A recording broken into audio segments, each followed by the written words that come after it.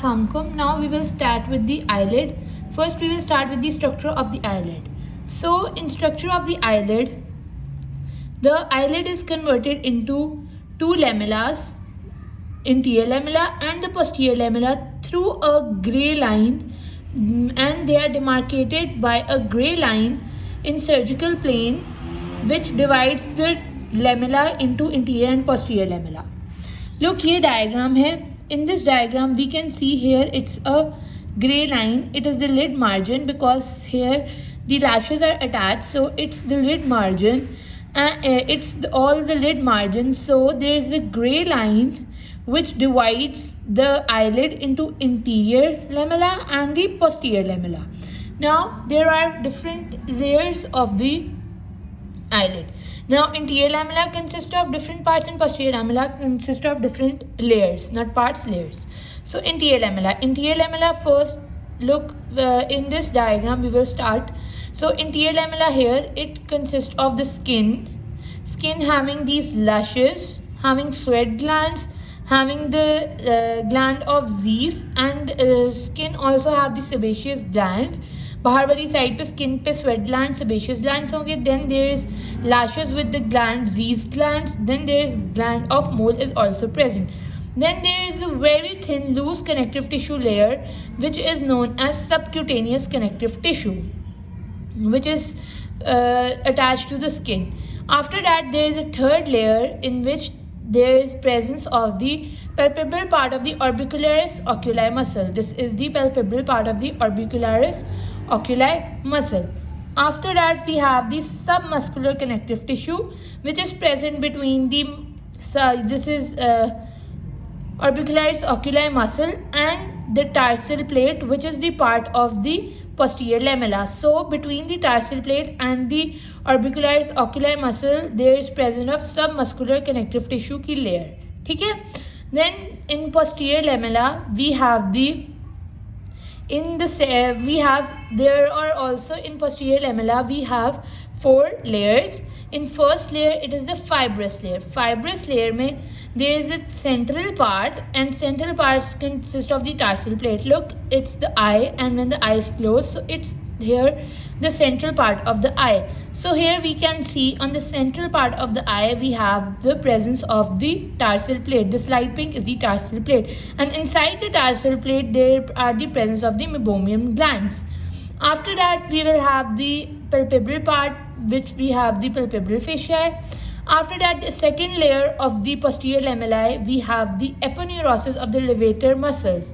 The levator superioris muscle, the levator palpebrae superioris muscle, its muscular part is attached to the orbit, whereas its aponeurosis and membrane part is it extends into the posterior lamella. It forms the second layer of posterior lamella, and then it will get attached to the tarsal plate, skin and canthal tendons, etc. Then there is a layer of non-striated muscles, which is the Muller's muscle, which is present deep to the palpebral fasciae. ये palpebral fasciae से deep. After that we have the fourth and the last layer, which is the membranous layer of the conjunctiva, which can be seen over here. Look, here it's the skin, then subcutaneous tissue. Look over here. Then we have the orbicularis oculi muscle. Then we have the submuscular layer, which can't be seen over here but can be seen over here, and it also contains the blood vessels like this. Then after that we have the posterior layer. This is the gray line which divides the anterior lamella and the posterior lamella on the lid margin, and it has the tarsal plate, which consists of the meibomian glands. The next we have the aponeurosis of the levator muscles and the Muller's muscle, which can't be seen over here. After that there will be the membranous part of the conjunctiva. So this whole was the structure of the eyelid. Now the lid margin. What we will say, what the lid margin will. Lid margin is this margin. It will contains the eyelashes.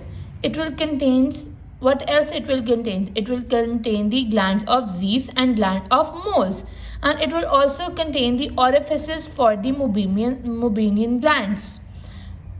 Meibomian glands is present posterior to the this gray line, whereas the gland of Zeiss and mole are present interior to this gray line.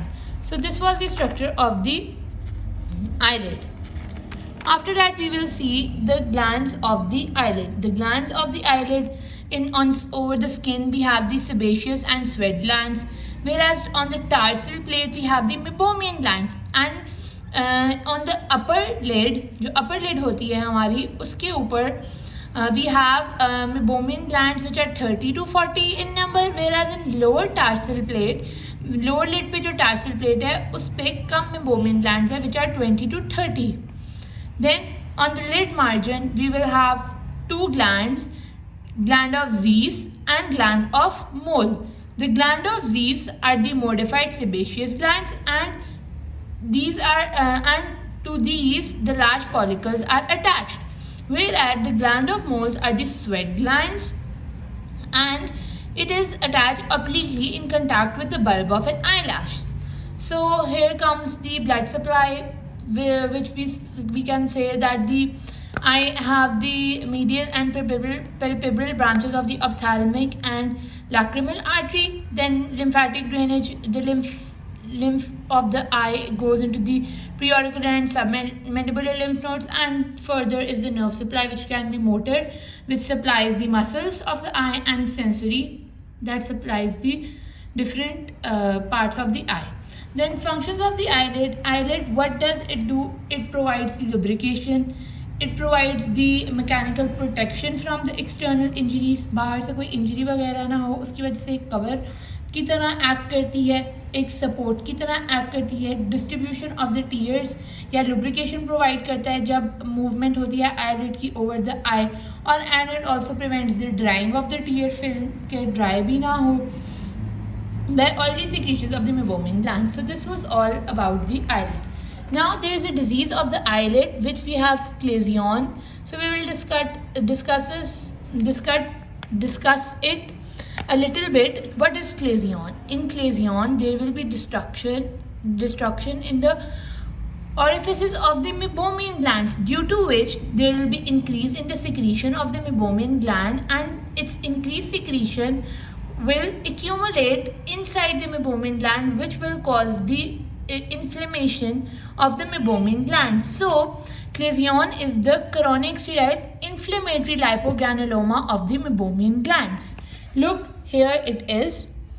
What happens in clesion, that the orifices of the meibomian glands which are present on the eyelid margins, they will be obstructed due to any reason, can be obstructed. So due to which, look, it can be obstructed due to which its secretion will be continuously coming out. Oily secretions produce करता है ये, तो its secretions will be continuously coming out, and but it can't drain through its orifices to through the orifices to out of the eye. So it will accumulate into the meibomian gland and will lead to the inflammation of the meibomian glands, which is known as clesion. So here it is the clesion. So there's precipitating factors are the blepharitis, diabetes mellitus, and seborrhea. Now its clinical features, it's painless and there is a swelling in the eyelid. It's painless, इसके अंदर कोई भी pen नहीं होती, और ये जो है eyelid के अंदर ही swelling होता है. And palpation पे we can see a small nodule in the substance of the eyelid. Now further we will do afterwards. Thank you.